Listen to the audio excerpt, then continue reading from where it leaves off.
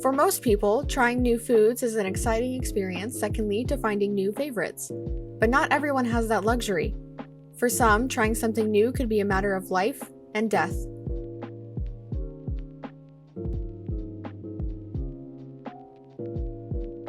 On their website, they don't have anything about allergy or nutrition at the bottom, which usually you can find. They just have their menu, and yeah, that's just super frustrating. Searching for allergen menus is just one part of living with an allergy. From scrolling restaurant sites to taking precautions while cooking and baking, adapting to living with allergies can be a challenge. For Ryan Klepax, his peanut allergy became more important with age. When I was younger, I didn't really have an awareness of it.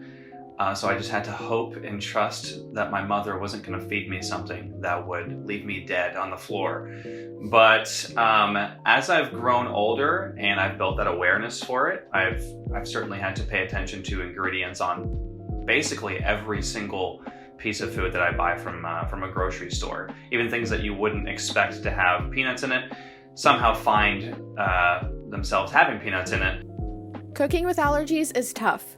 I know the struggle all too well with my tree nut allergy, especially when going to restaurants. I need to know what they have and what they use, so I always go online and I check and stuff, but a lot of the times they don't even have allergen information. And it's really frustrating trying to go to any sort of bakery or any place with baked goods, because my allergy, which is tree nuts, has typically a place in a lot of baked recipes. So I end up doing a lot of baking at home, which is fine, but for example, this box makes 25 rectangles of Nanaimo bars and I just want one. So I have to make a huge thing, and it's just takes a lot of time, and it's a lot more convenient to go to bakeries and just buy the stuff that I want, but a lot of times I can't do that. Sarah Mastromateo, who previously had a shellfish allergy, also took caution in restaurants when needed. I was always very aware of things. I wouldn't get things that would maybe be cooked in a wok, because all wok items would be cooked together. So there could still be trace shrimp, clams, of seafood of any kind. So I was very, very careful to eat things that would be unlikely to be cross-contaminated.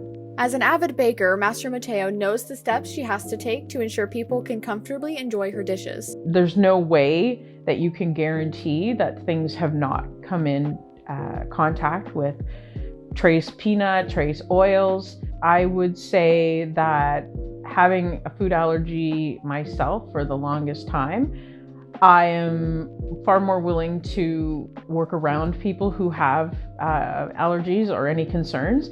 And I'm also very, very diligent to let people know if there's the possibility of cross-contamination, because we're not a nut-free house. So there are potential allergens here, and I wouldn't want anyone who was, quite deathly allergic to something to be cross-contaminated and have that happen. For the home baker, it is virtually impossible to guarantee that you're nut-free or you're allergen-free.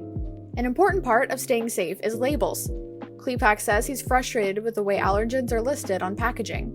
Sometimes it's in the middle of the ingredients box. Sometimes it's, there's a little no peanut symbol on the front, which is great. But there needs to be some kind of standard for all allergy stuff on ingredients, because we're always left guessing. Anybody who has an allergy, where is it on the box?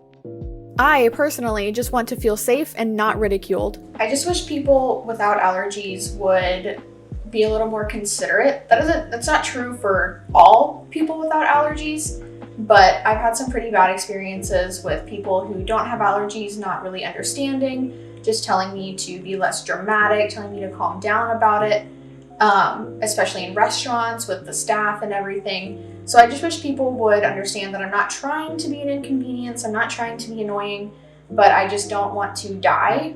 Mastromateo says people are more considerate of allergies now than when she was younger. I think people are getting better. I think back in the older days, back when I first was diagnosed, it was viewed more often as you just don't particularly like that food. Why don't you just say that you don't like it, you don't want to eat it, as opposed to, no, I'm actually allergic to it and this could potentially be deadly. I think now, because people have had reactions that are really, really bad, I think people are far more understanding and a little less judgmental about it. Food allergies are something people have to live with every day. If someone tells you they have a food allergy, believe them. We want to enjoy things too.